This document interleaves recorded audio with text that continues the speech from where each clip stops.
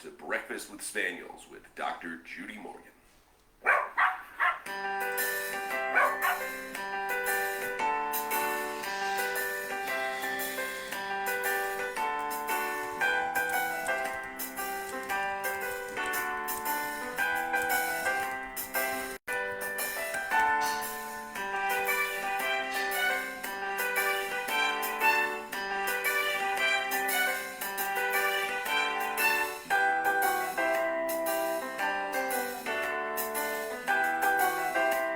Susan Roop, first one on.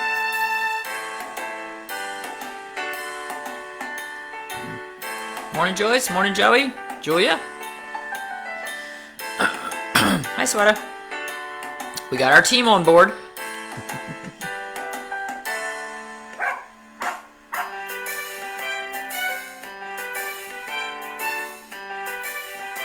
Yay, you got notified. That's a good thing. Good Monday morning. We're going to get some rain today? It would be nice. Remember, you can purchase all of Dr. Morgan's products at her website at www.drjudymorgan.com. Now it's time to sit back, relax, and enjoy the show. It's funny because I didn't used to wish for rain, but when you're farming and you want your pastures to grow or stay alive and you want your garden to grow, rain's a lovely thing. Anyway, so I saw a post this morning in Mike Van de Sand. I think that's the last name. Basically a Bravecto or Isoxazolin group from the Netherlands. And he has done a lot of work over there trying to get these drugs recalled, trying to raise awareness of the dangers of Bravecto, Simparica, Cordelio, NexGard. I think there's another one now too. And I've been screaming about these drugs for a very long time about the dangers and how they are killing our dogs and now cats, and why they are so dangerous to be given to our animals. And the ones that are the 1 month products detox and get out of the system a little bit better than the 3 month products. But I've now seen that the makers of Bravecto have decided that puppies can take Bravecto monthly because they're growing.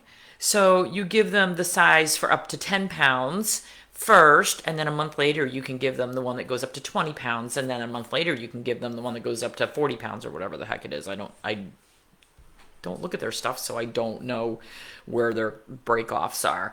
But so instead of poisoning our puppies every 3 months, we are now poisoning them monthly.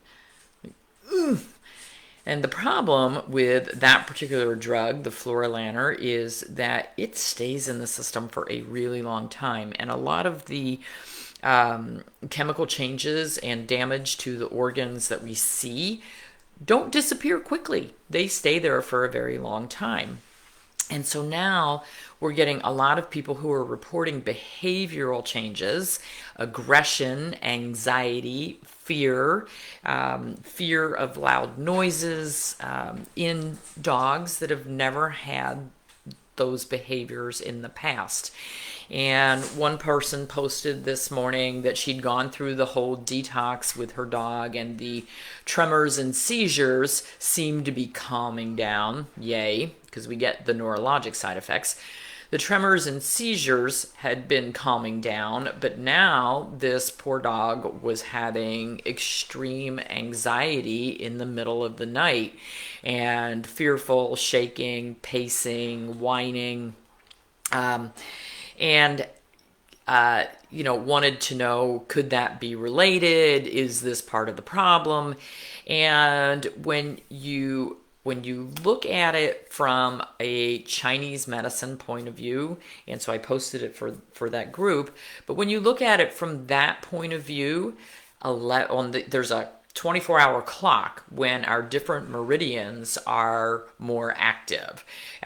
So everything happens for a reason. Like You get up and eat first thing in the morning because that's what you're supposed to do. You get up and have a bowel movement first thing in the morning because that's the time when the large intestine is at its most active.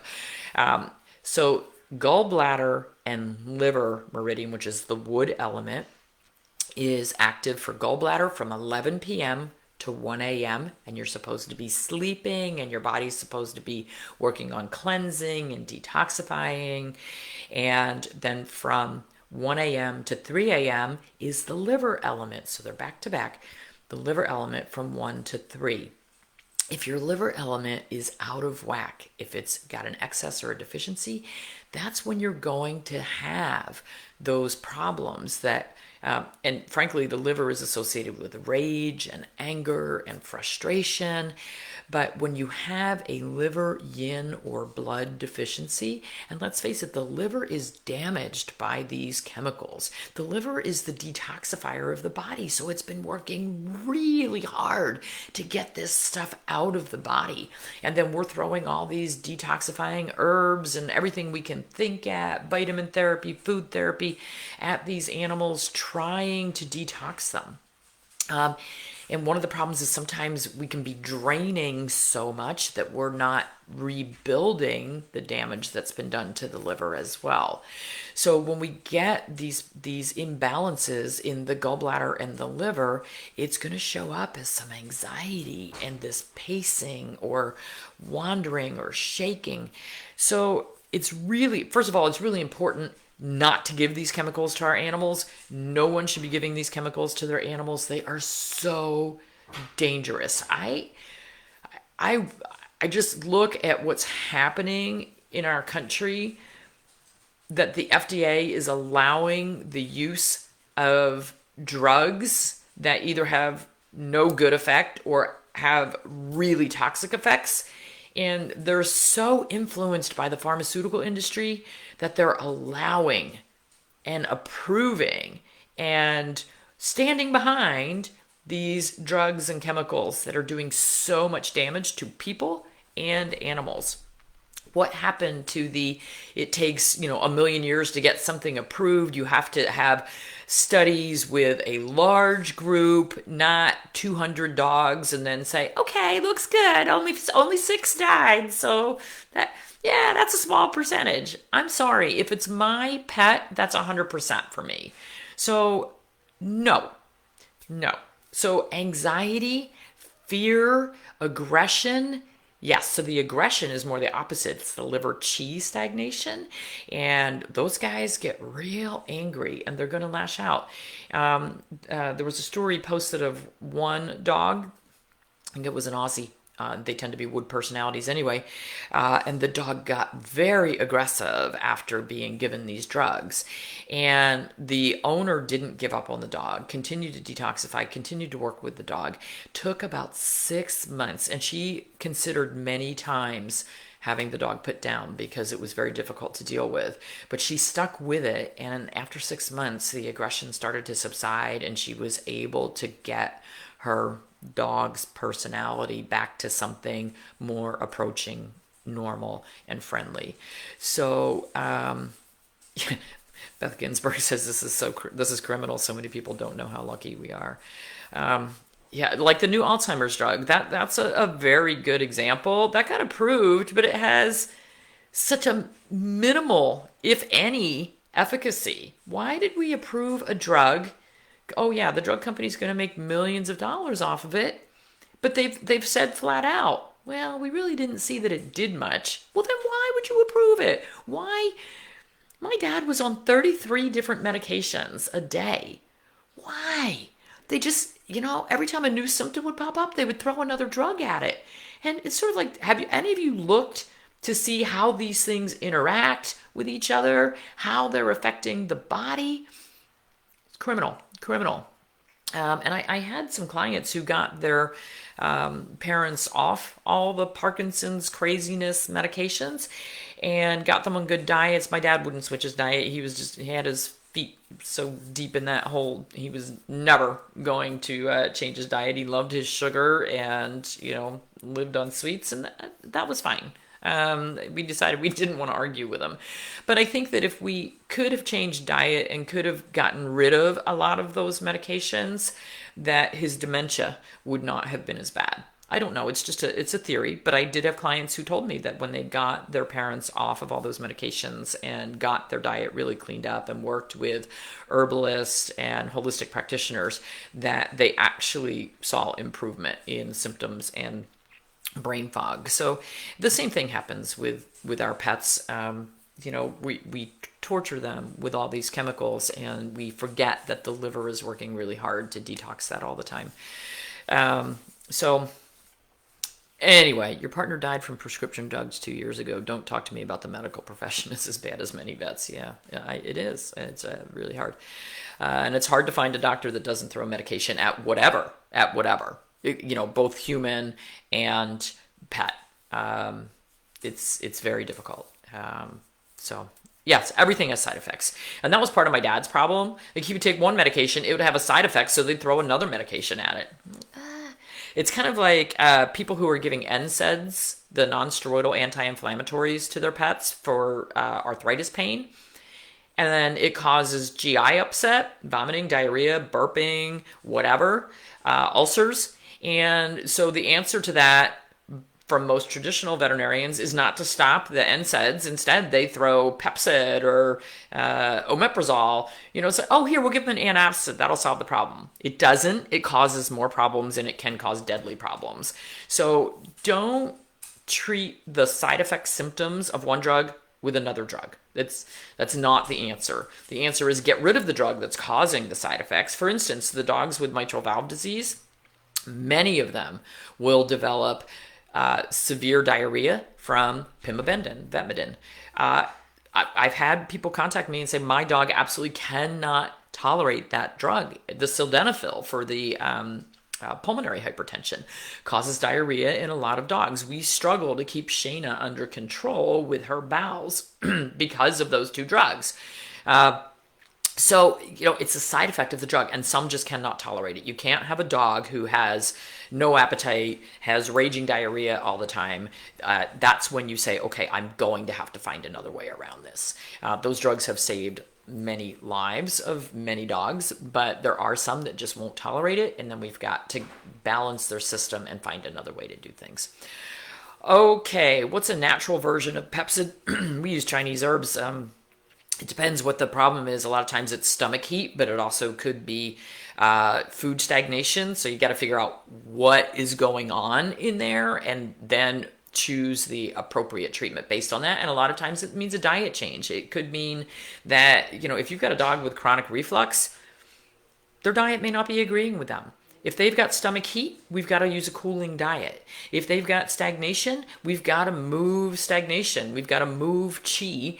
So we use foods for that, and we use herbs for that. So gave your dog Bravecto, had seizures, and died. First black box warning: seizures, neurologic symptoms, your heart breaks. It happens. You cannot blame yourself. The veterinarians are not warning you. A lot of times they give your pet that chewable in the office, and you don't even see the box or the warnings. And that is criminal. You need to be told of the side effects and the warnings. You know what? When you go to the pharmacy and you get a prescription, you pick up a prescription, they give you that huge printout and you have to sign for it, and it tells you all the side effects, all the potential things that you could see. I think we need to do that in veterinary medicine too. We never did, but I think we should. For things, actually, when our computer would automatically print out, if you were given prednisone, it would give you the side effects of prednisone. If you were given a non-steroidal anti-inflammatory, it gave you the side effects of those and what you should watch for, and to call us if you saw any of those symptoms. So horrible diarrhea after giving Sentinel, never again. Yeah, some dogs just do not tolerate it. So, okay. So somebody says, can you address which drugs are processed by the kidneys and which are processed by the liver? Well, that would be impossible because there are millions of drugs out there. What I would say is any drug that is given to your pet you can go online and find the drug insert. They're printed online. You can find them, and it'll tell you how it's metabolized. It'll tell you whether it's first passed through the kidneys, first passed through the liver, if it goes through unchanged, or how it's metabolized.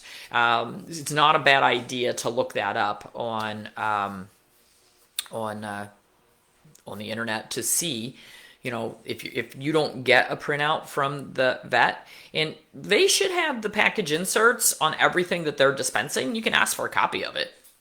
It's just a little extra work for them. You'll be that person, but you can ask for it. So, okie doke. Your integrative oncologist told you to give because she is on Chinese herbs and mushrooms. You left out what to give. Raw diet too. Cut out Benadryl. She had her on for the mast cell tumor and histamines. Yeah, and I use herbs and not the Benadryl. Okay. Alrighty. Yeah, I did do a live with Karen Becker and Rodney Habib on the isoxazolines last month, based on the study that we did, the isoxazolines survey for Project Jake. Okay, guys, gotta go. There's music here somewhere. You don't want to listen to me sing, believe me. Well. Okay, everybody have a great day. We're meeting with our new lawyer and accountant today so that we can get a 501c3 for our farm sanctuary. Yay! If you haven't seen it yet, look up Fine and Dandy Acres on Facebook. Fine and Dandy Acres, that's our sanctuary. You'll see lots of videos of donkeys and hinnies, which are mini mules, and Gretchen, who's the big mule, and our miniature horses, chickens. It's a fun time. We've only seen our feral barn cats, well, once, twice.